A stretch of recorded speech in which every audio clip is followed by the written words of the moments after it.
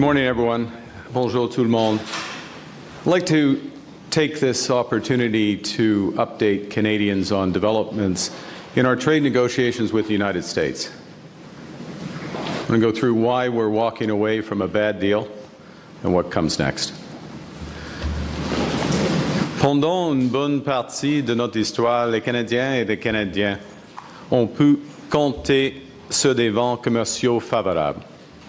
Une relation stable avec les États-Unis, un accès de plus en plus ouvert au marché américain et des règles que les deux pays comprenaient et respectaient. Ces vents n'ont pas simplement changé de direction, le climat a aussi changé.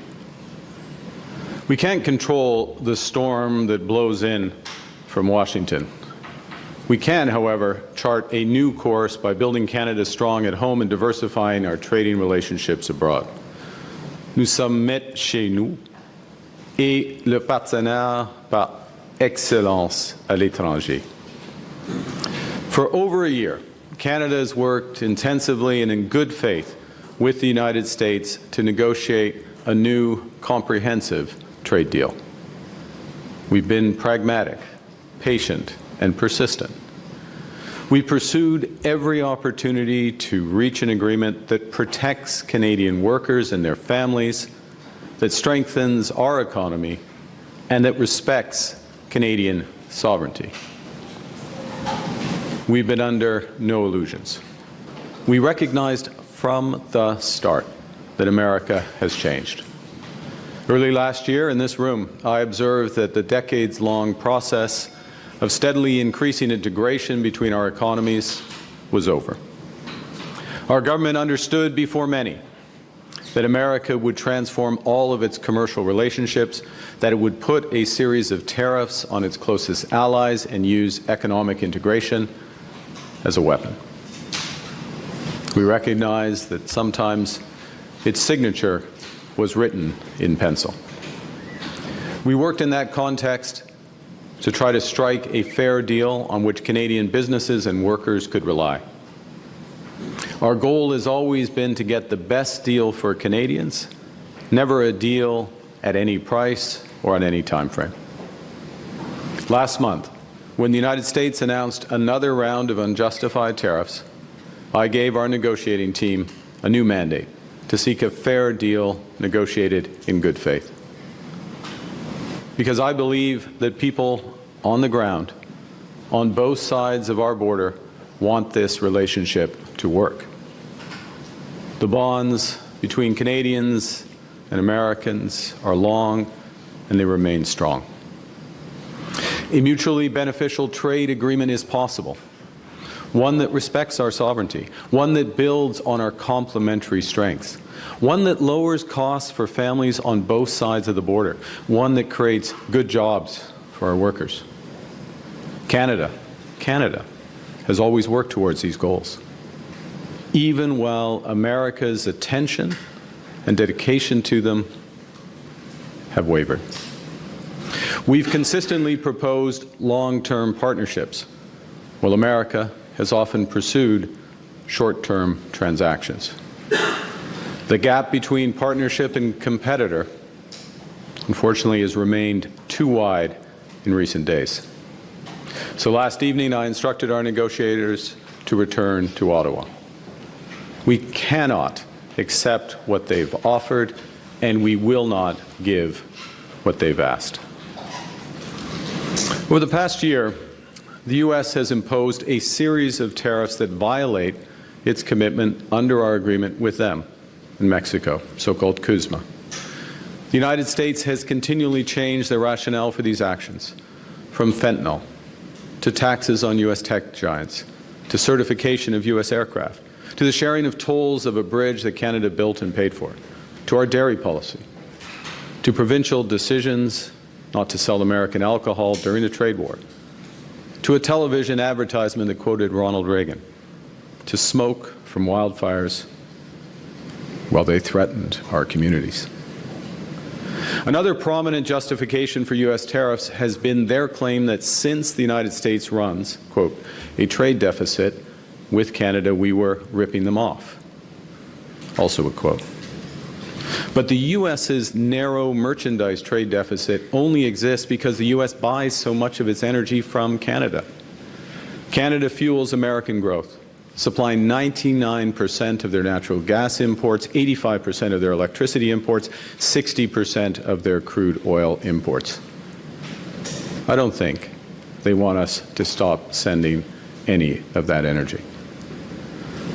And if you look more broadly at the comprehensive U.S.-Canada trade balance, which includes the many services from finance to entertainment that we buy from the United States, that shows a persistent American trade surplus. Most fundamentally, trade is about building mutual strength, creating a relationship that benefits both countries. For example, Canada is the largest customer for U.S. cars.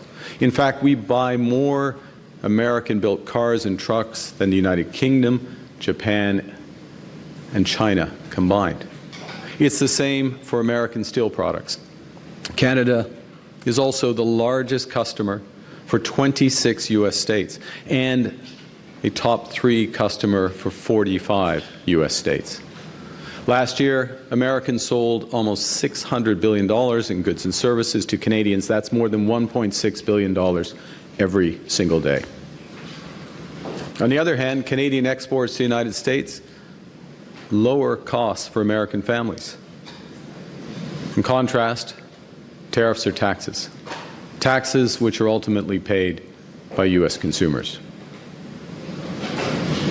While the United States has imposed a seemingly endless stream of tariffs and threatened more, Canada has, by contrast, taken several steps in good faith to try to find compromise and secure a comprehensive deal in the best interests of both Canadians and Americans.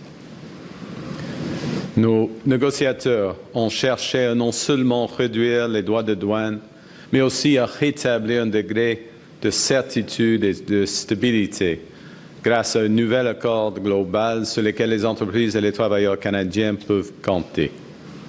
Ce qui m'amène aux dernières négociations. Last month, the U.S. announced that effective August 19th, it would impose 50% tariffs on a series of industries ranging from hockey equipment to clothing, cement, and beer. The only advantage of this latest threat was that it was a catalyst for more intensive negotiations. Our objectives in these latest talks have been to preserve tariff-free access to the U.S. for the vast majority of Canadian businesses. Secondly, to provide greater stability to our trade relationship. Thirdly, to significantly reduce U.S. tariffs on our key strategic industries so that Canadian businesses in these sectors would have the best access of any in the world. Fourth, protect our small and medium-sized businesses, including by removing the imminent threat of those new tariffs. And fifth, fundamentally, maintain Canada's flexibility, independence, and sovereignty so we can keep building the country Canadians want. Canada has made offers to secure a fair, comprehensive deal that would be in the best interests of Canadians. We were willing to drop our remaining retaliatory tariffs on strategic sectors, particularly steel, aluminum, and autos, if the United States substantially lowered theirs to levels that made it economic for Canadian companies to export to the United States. In exchange for a fair deal, we would encourage our provinces to return U.S. alcohol to the shelves. And we would take administrative measures to protect supply management without changing the system itself, the U.S. quotas, or the tariffs that would apply. There were some things we wouldn't do. We were not prepared to compromise Canada's sovereignty or to undermine our key industries. Nous n'étions pas prêts à faire de compromis sur notre souveraineté, la protection de la langue française et notre culture. Pour nos collègues américains, soyons clairs, pour mon gouvernement et pour le Canada, ces questions n'ont jamais été sur la table, même si les États-Unis ont essayé jusqu'à la dernière minute. Now, in recent weeks, there had been important progress made towards a possible agreement, an agreement that would have reinforced Canada's position as having the best deal in the world with the United States, including by securing the best terms for each of our most important strategic sectors and by providing greater certainty about our future trading relationship. And while we believed earlier this week that we were moving towards a mutually beneficial agreement, in recent days the United States proposed new terms that were uneconomic, unfair, and undermined the net benefits for Canada and called into question the reliability of any deal. In short, they asked too much and they offered too little. More fundamentally, the cumulative effect of U.S. demands revealed the limits of their commitment to a true economic partnership. As I said earlier, as a result, last evening I suspended trade negotiations with the United States and directed our negotiators to return to Ottawa. I want to thank Minister LeBlanc and our chief negotiator, Janice Charette, their team. They've worked hard in good faith right up to the last minute to defend the interests of Canadians. Now, Canada will match Washington's new tariffs dollar for dollar in order to protect Canadian workers, farmers, families, and businesses. Our response will be concentrated in sectors such as steel, dairy, appliances, agricultural equipment, pulp and paper, and electronics. We'll also include products that are currently subject to unjustified Section 232 and 338 tariffs. This is a focused response to protect and defend our industries and allow them to compete with U.S. products in the Canadian market. In the coming days, we'll release details of these new tariff measures which will come into force the Tuesday after Labor Day. Let me be clear. We take this step reluctantly. Reluctantly because we recognize that some of these measures will raise costs and reduce choice for Canadians. Reluctantly because we recognize that some U.S. companies and some U.S. states are innocent bystanders in a dispute that they did not want. Reluctantly because this trade dispute is preventing Canada and America from doing so much good that we could do together. But at the same time, we take this step confident that it is in the best interest of Canada, and that by rejecting a bad deal, by standing up for Canada, by focusing on what we can control, we will build Canada strong for all. Building at home and diversifying trade abroad is not our plan B. It has been our plan A from the start. Canada will continue to pursue this path to build Canada strong because it's right and because it's working. We're moving rapidly to build major infrastructure. We've already referred 27 nation-building initiatives to the new Major Projects Office, new ports, mines, energy corridors from every region of the country that now represent $500 billion in new private investment. Projects that will help Canada build bigger, move faster, and trade more with the world. Grâce à Maison Canada, nous accélérons la construction de logements abordables. En quelques mois à peine, cette nouvelle agence s'est engagée à construire près de 17 000 logements dans le cadre de 17 partenariats. Nous bâtissons les infrastructures locales sur lesquelles les Canadiens et les Canadiennes comptent au quotidien grâce aux nouveaux fonds pour bâtir des collectivités fortes qui représentent un investissement de 51 milliards de dollars. Plus de 100 projets ont déjà été annoncés partout au pays, entre autres de nouveaux hôpitaux, de nouveaux centres communautaires et de nouvelles lignes de transport en commun. Dans le cadre d'entente avec le Yukon, les territoires du Nord-Ouest, le Nunavut, l'Ontario et le Québec. Nous allons aussi doubler la capacité de notre réseau électrique d'ici 2050 afin que les Canadiennes et les Canadiens aient accès à une énergie abordable et durable pour les générations à venir. Parce que maîtriser notre énergie, c'est maîtriser notre destin. Just last Monday in St. John's, the governments of Canada, Quebec, Newfoundland, and Labrador launched the single largest investment in Canada's history to build the largest clean energy project in North America ever. Une deuxième Bay James. It will produce enough clean electricity to power every single vehicle in Canada. We're building our economy while taking charge of our security by investing $500 billion into our defense, expanding our shipyards, growing our aerospace industry, increasing our cyber capabilities.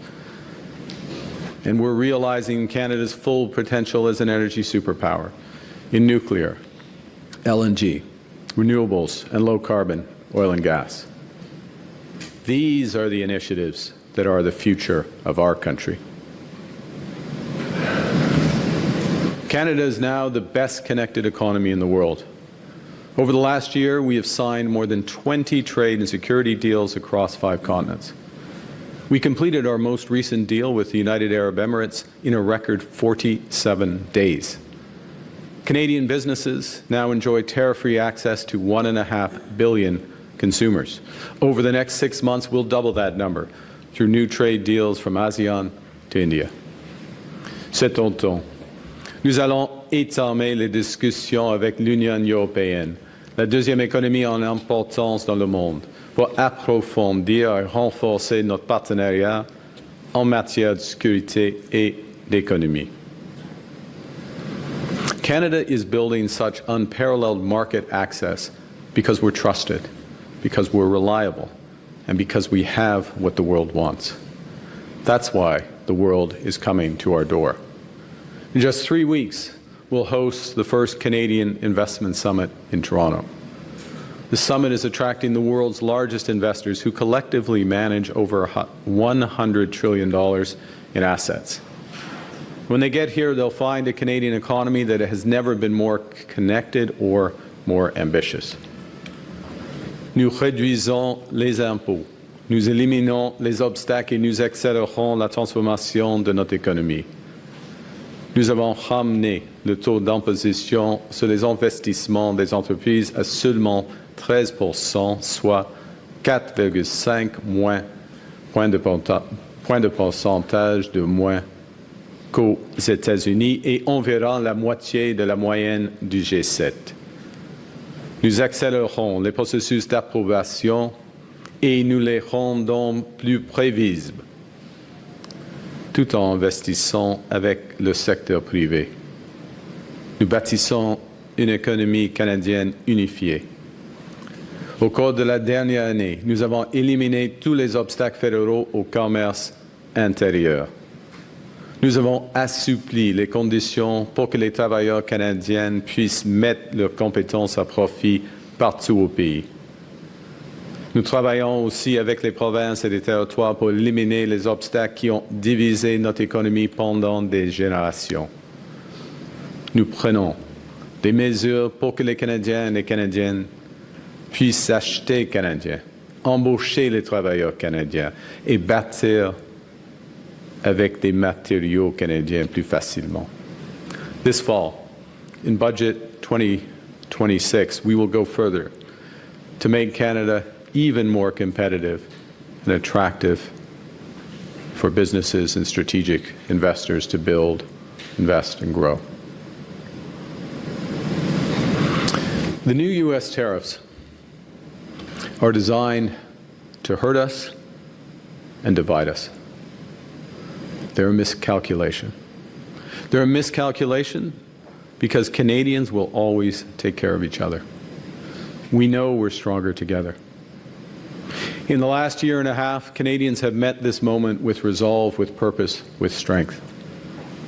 In many ways, vacationing in national parks, buying Canadian products, choosing Canadian, small acts of solidarity, repeated millions of times that make a statement. We're masters of our destiny. This government is matching that spirit with $25 billion to protect Canadian workers and businesses hurt by American tariffs. We're helping small and medium-sized businesses respond by investing in equipment and productivity and supply chain resilience. And we're financing large companies to keep large employers operating and to retain their workers. We're helping those hardest-hit industries retool and pivot to those new international markets. And we are being our own best customer. We have the right plan to build Canada strong. We're on track, and it's working. At the same time, we recognize that some of the biggest payoffs of this plan, of this transformation, will take time. And that's why we're also focused on giving Canadians a boost today and a bridge to that better tomorrow. So we've cut taxes on incomes, on housing, and on gas. We've introduced the Canada Groceries and Essential Benefits, up to $1,890 per family, helping 12 million Canadians get ahead.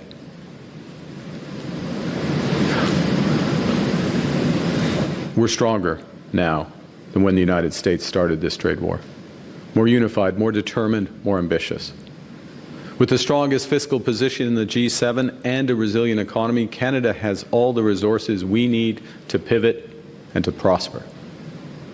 Growth is accelerating. We're projected to have the second fastest rate in the G7 this year and next. We are creating jobs in this economy at 4 times the rate of the United States. Our non-U.S. exports are up sharply. They're on track to double over the next decade. Foreign direct investment in Canada is at its highest level in 2 decades. It's running at twice the rate of our nearest G7 competitor. Canada now ranks as the most attractive country in the world for infrastructure investment. Last spring, I warned that America is trying to break us so they can own us. And I promise that that will never, ever happen. We are keeping that promise. Canada is becoming stronger and less dependent on America. We are already giving ourselves more than they can take away. And we are just getting started. As we observed earlier this week in St. John's, Canadians don't submit to the weather. We thrive in it. We don't wait to see which way the wind's blowing or surrender ourselves to the waves to be storm-tossed by events. We set our own course. We make our own weather. Au Canada, nous sommes maîtres chez nous de l'océan à l'autre. Building Canada strong for all. Thank you very much, and I look forward to your questions. Thank you, Prime Minister. Merci, Monsieur le Premier ministre. Maintenant, nous allons passer aux questions. To questions. First question, Mackenzie. Hello, Prime Minister. Mackenzie Gray with Global News. I'm hoping you can tell us what the specific last-minute changes that the Americans proposed that made a deal in Tenenbaum. Thank you for the question. Look, I would say 2 things. One is there are some specifics, and I'll give you some examples, but it was also a cumulative aspect, as I mentioned in my remarks, about the willingness dans l'ensemble in total to enter into a true economic partnership. But in terms of specifics, I'll give you 3, and I know there's other questions. First, with respect to the auto industry, both in terms of the level of the tariffs, the treatment of Canadian content, so Canadian parts, Canadian steel, Canadian content in vehicles, the scope of the tariffs.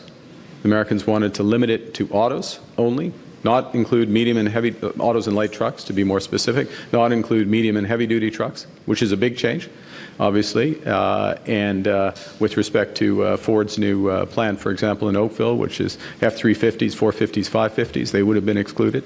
GM's Silverado, same thing, would have been excluded from that. No rationale, just for exclusion. So effectively moving into a series of terms that would made the production more uneconomic over time. Okay, so that's a change. That restriction, that clarification, that precision was a change.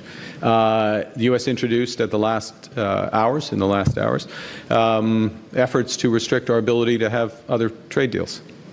You heard me say a moment ago what we've accomplished in the last year, 20 new deals, economic and security partnership, the prospect of doubling our market access because we believe in free trade.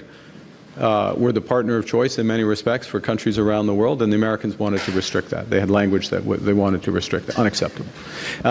And I'll give you a third, et peut-être on peut discuter plus en français.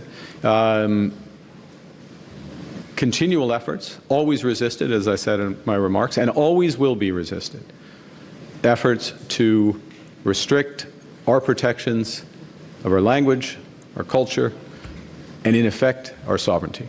So elements coming in, ramping up, any of them individually, but collectively put us in a position where what had been on a trajectory, absent those elements, for a fair deal, a good deal for Canadians, not perfect, but a good deal, a deal we would not accept.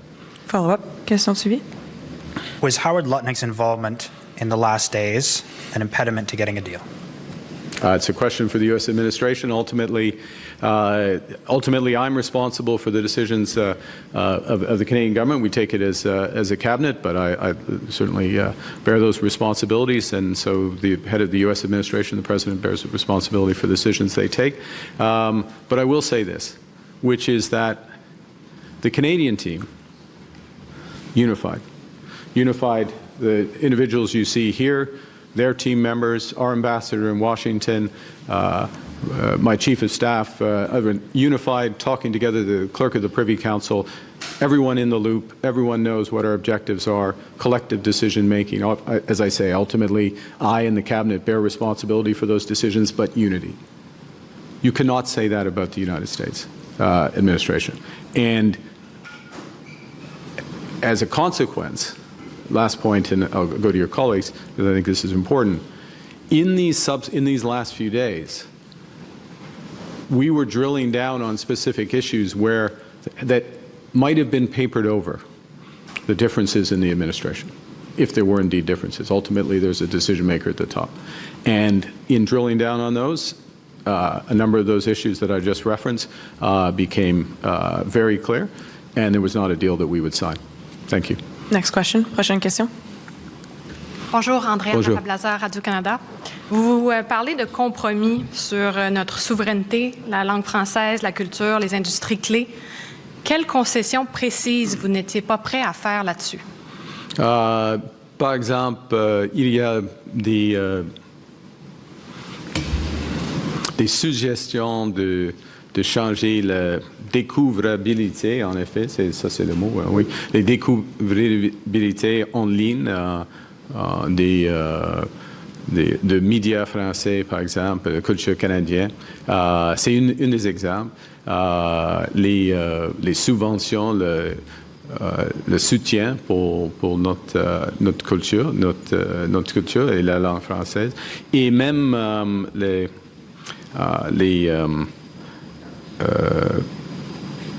renseignements qui sont sur les produits canadiens. Alors, il y en a plusieurs exemples, et jamais acceptable, inacceptable au début, à la fin. Mais les Américains essaient, et on dit non. Et c'est simple. Au fond, c'est simple. Jamais sur la table pour le Canada, mon gouvernement, et les Canadiens et les Canadiennes. Question suivie. Follow-up. Qu'est-ce que cette nouvelle escalade dans la relation commerciale avec les États-Unis signifie pour la révision de la CEUM? C'est pas de bonnes nouvelles, évidemment. Mais maintenant, c'est plus clair. Le bout de ligne des Américaines dans quelques secteurs et les limites que leurs intérêts dans l'intégration canado-américaine. On n'a plus de perspective à cause de ces négociations.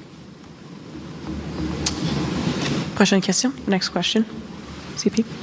Good morning, Prime Minister. Morning. David Baxter with the Canadian Press. There's a lot of people watching this right now who are rightfully worried about losing their jobs, losing their businesses in this trade war. Yep. What's your message to those people who are worried about becoming collateral damage? Well, yeah, thank you, David. A couple of things. First, the people in these industries, particularly the industries that are being hit today by these 50% tariffs. Many of them are small, medium-sized businesses. They're in a wide range of industries, spread across the country, concentrated Ontario, Quebec, British Columbia, by and large. That's not exclusive, but it's that. And they have very much been top of mind. Top of mind, it's one of the reasons why we work so hard and stretch so far to try to get a deal. Now, but not a deal at any price, not a deal on any timetable. So a couple messages for those people. The first is we're going to hit back.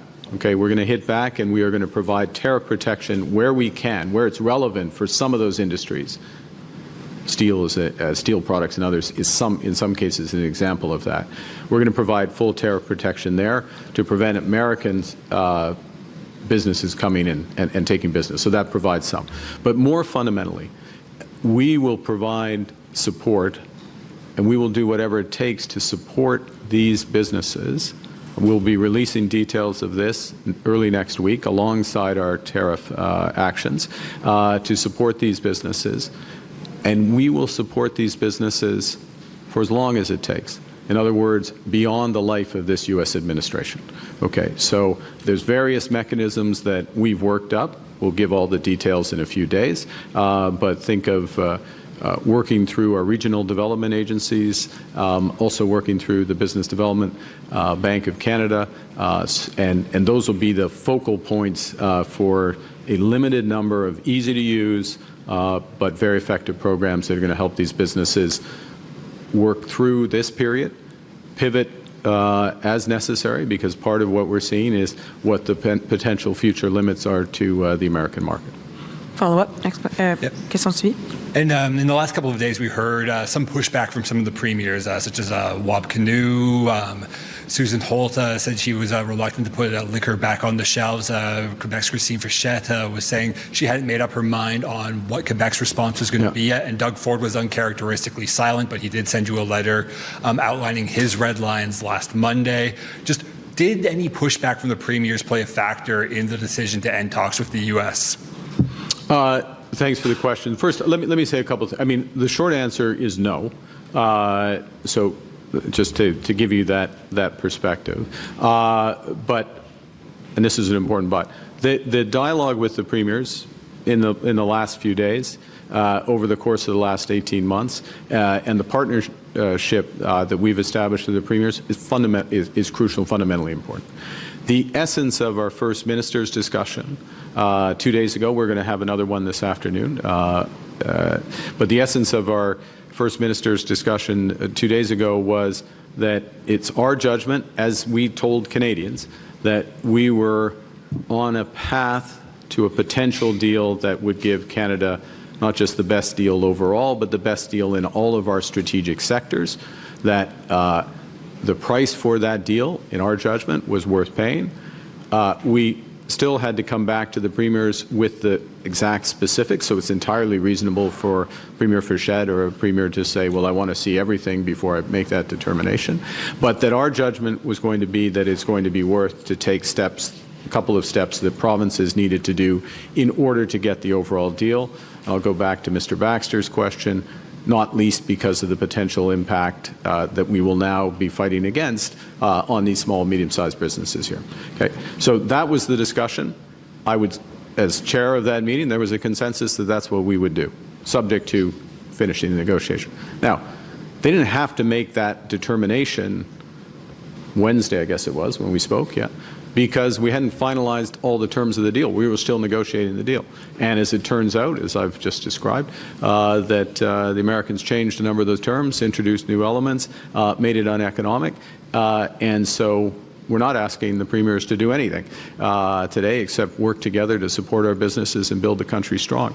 And I'll underscore that last point, which, and I said this on Monday in St. John's, for the future of the country, the Churchill Agreement, Quebec and Newfoundland and Labrador, supported by the federal government, that agreement and those initiatives are the most important initiatives for the future of our country. As important as trade is with the U.S. and as dramatic as the issues are and the response that we have to give in certain industries, what we're doing ourselves, premiers, the federal government, truly Canadians, is far, far more important. It dominates. Thank you.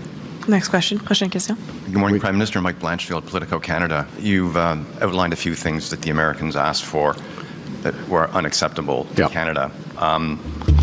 Did they ask about critical minerals, given that their importance, their requirement for it, and how did that play out, and what happened at the last? Thank you for the question. Look, the critical minerals, other aspects of energy, but let's focus in on your question, critical minerals. There is a real opportunity for cooperation between Canada and the United States in critical minerals, just as there is cooperation between Canada and other G7 countries, like-minded countries, on critical minerals. We are demonstrating that cooperation right now. Over the course of the last 12 months, we've signed 50 deals, or it's on the order of $50 billion worth of transactions in critical minerals, stockpiling, other forms. And having the U.S. as part of that process and merging some of the processes that the U.S. have, they have a tariff initiative that they've worked on. We have the G7 action plan, which we launched in Kananaskis. Bringing those together makes sense, good opportunity, kind of thing you do as part of a trade deal. One of the reasons to do a trade deal with Canada. So yes, makes sense.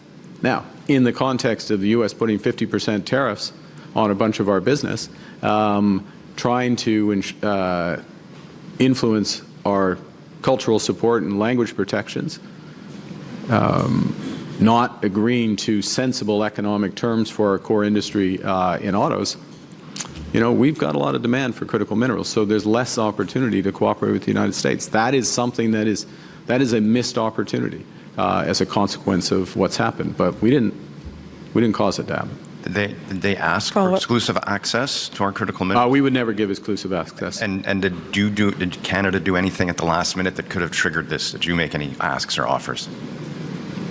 No, no. There's a short answer. From our perspective, we clarified what was on offer, and we're continually disappointed by the answers. Next question. Prochaine question. Good morning, Greg Quinn, Market News. Your midnight statement mentioned part of the breakdown was the reliability of any deal. What do you say to other global business and what do you say to other business and government leaders around the world who can wonder if the U.S. can be trusted from here? If Donald Trump can't execute the art of the deal with friendly Canada, who can he do business with? Yeah, I mean, if you execute a deal, you have to stand by that deal. And Canada stands by our agreements. We've stood by the term. I mean, we're only responding in the context of a series of unjustified tariffs that have been put in place, unjustified under the. We have a deal with the Americans. I mean, that's the thing. We have a deal with the Americans. It's called CUSMA.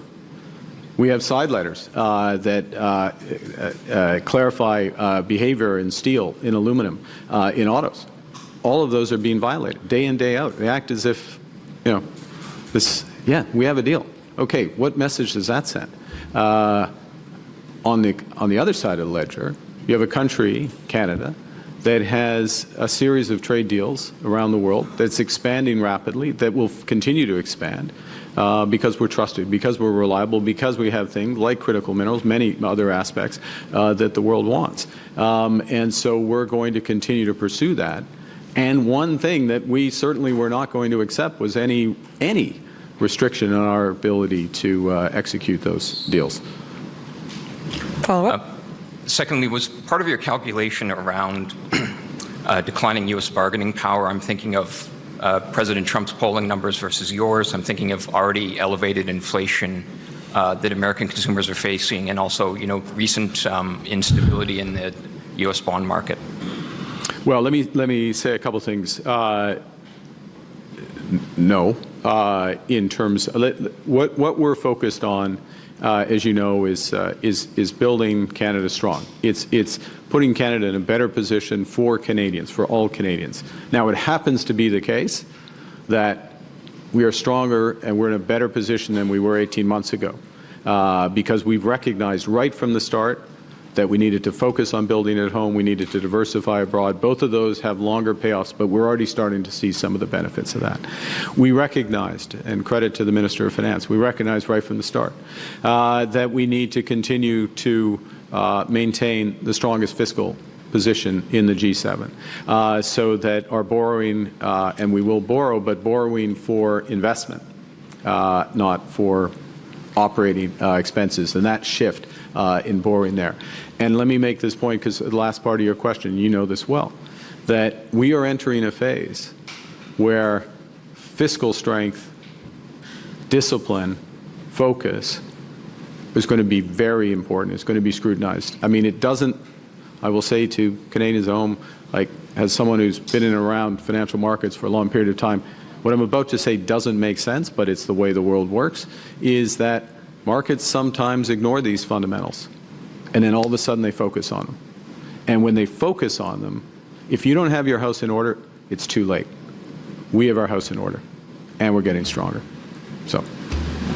Next question. Hi, Prime Minister. Tom Parry with CBC. Can you talk more about what the United States was demanding Canada do with its other trading partners? Were they asking us to impose tariffs on other countries in conjunction with them? Tom, there were elements of that, and in certain sectors. And to be clear, there were elements where we would see the merit of that as part of a comprehensive deal that made sense for Canada.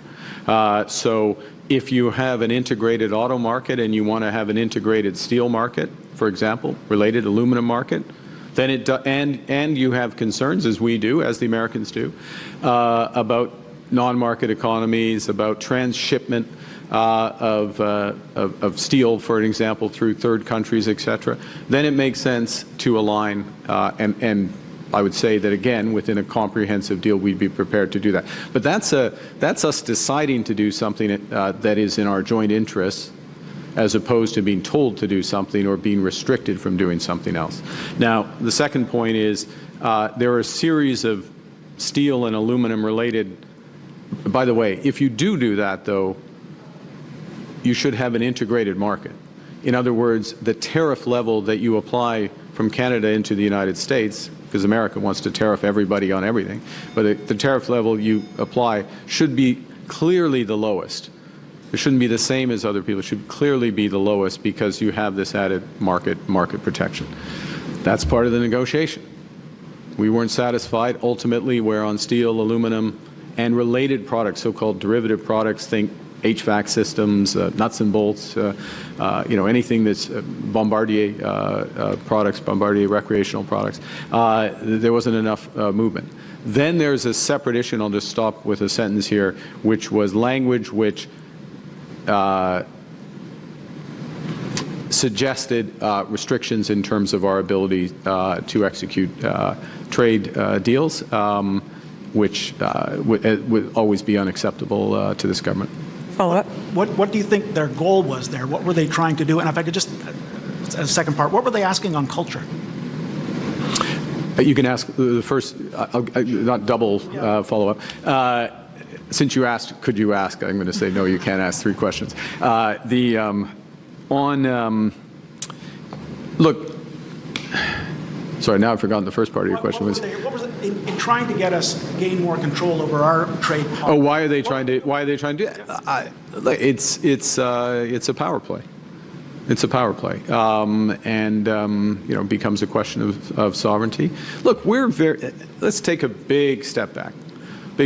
And this is what is unfortunate about the situation we're in. We're here for the right reason, but it's unfortunate.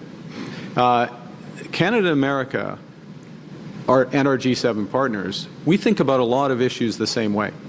We're concerned about excess capacity in non-market economies. We care deeply about forced labor, child labor. We want it, and I'll take that second example where absolutely, do we want to cooperate? Do we want to share information? We want to align our approaches and our implementation of those approaches, and was that potentially part of this deal? Absolutely.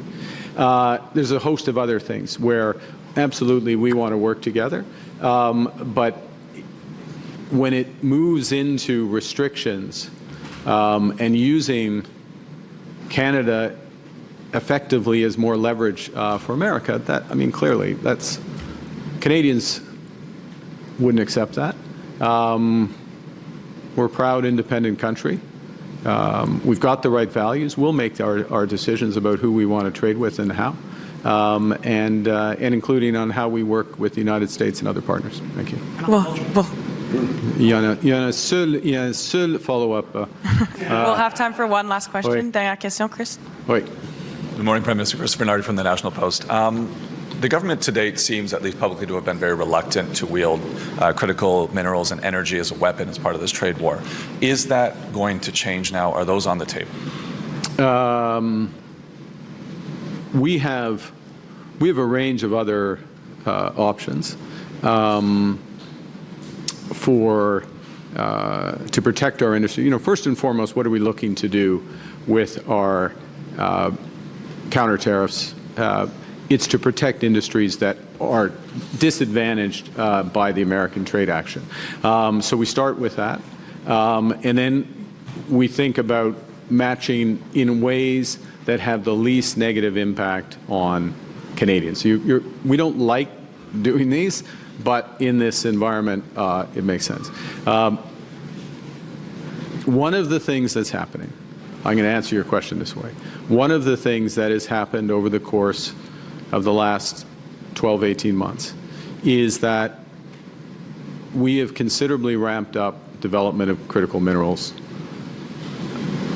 Without a doubt, I can't put a precise number on it, but much less of that development has been related to the United States than it would have been if we were not having these trade issues. It is clear to Canadians the value of diversifying our partnerships. And it's clear to Canadians that, I'll say something, it's clear to Canadians that a pipeline to Asia that exports oil to Asia, or an LNG facility that exports LNG to Asia, is more valuable than just the dollar value because it helps diversify our economy, our partnership. It makes us less dependent on the United States, I'll just state the obvious there. So I'm putting that in. I'm taking your question transparently and turning it to the positive of how we act to build out this, as opposed to pulling relationships that already exist, and restraining them. But we'll see. Last follow-up. Dernière question. Probably double barrel it because it's the last one. But first, do you plan on? I know. I can't now. You're squeezing water out of a rock. Tom tried that. It's. Do you plan on reviving certain measures eliminated as what previous concessions, the digital services tax, the U.S. streaming payments for CanCon, for example, those measures? And why does it feel like today Mark Carney is going to war, trade war? The tone. Because we were attacked. You're at war when you get attacked. We got attacked. U.S. put 50%. We waited until the United States decided to actually implement these so-called 338 tariffs. That's fine. We've got the reserves. We've got the resilience. We've got the plan. We've got the focus. We will respond. We're going to focus on what we can control. We're going to build. In terms of, let me say this, in terms of measures and tax and others. We are constantly looking at our tax system, how we can make it as fair as possible, shift the burden to those who are most able to pay, and in a way that incentivizes investment and entrepreneurship. Right? We are all elements of the following: build Canada strong. It's not just it is the plan. And so we want builders to put money to work in new businesses, in big infrastructure. We want them to put to work in Canada, and that makes it strong in ways for all. Il faut avoir une question en français si je peux. Oui. En français, si je peux vous demander de répéter, est-ce que nous sommes maintenant en guerre commerciale totale? Ce qui est évident, il y a une nouvelle attaque des Américains sur le Canada. Alors, il y a une attaque, on attaque dans une guerre. C'est pas bonne chose de tout. Ce n'est pas notre choix. Nous étions là. Nous étions prêts d'avoir un accord global, équitable pour les deux pays. Nous étions prêts d'avoir. il semblait que nous soyons près d'avoir un accord global et équitable avec les Américains. Mais ils ont changé, y compris les menaces contre la langue française et la culture québécoise, la culture canadienne. C'est pas acceptable, jamais acceptable. À cause de ça, c'est la fin de cette étape de négociation. Mais aujourd'hui, où va nous mener cette escalade? Boris, pour le devoir, où va nous mener cette escalade de tarifs d'une part, tarifs de l'autre part, crise économique? Voilà une réplique du côté américain qui va nous amener à des difficultés économiques au Canada. Vous êtes prêts à ça? Oui, le Canada oui, nous sommes prêts. On va faire tout ce qu'il faut pour protéger nos travailleurs, nos entreprises. Nous avons la résilience, nous avons une grande marge de manœuvre budgétaire, nous avons des partenaires à travers le monde. On va augmenter nos partenariats à travers le monde avec l'Inde, l'ASEAN, tous les autres, beaucoup d'autres pays. Oui, le Canada est fort et le Canada est prêt. Le Canada est uni et au travail. Merci beaucoup. Thank you. Thank you. This puts an end to our press conference. C'est ce qui met fin à notre conférence. Hey, if you want the full story, how democracy got here and how we take it back, pre-order our new book, WTF America, today. Just scan the QR code or click the link in the description. Let's do this.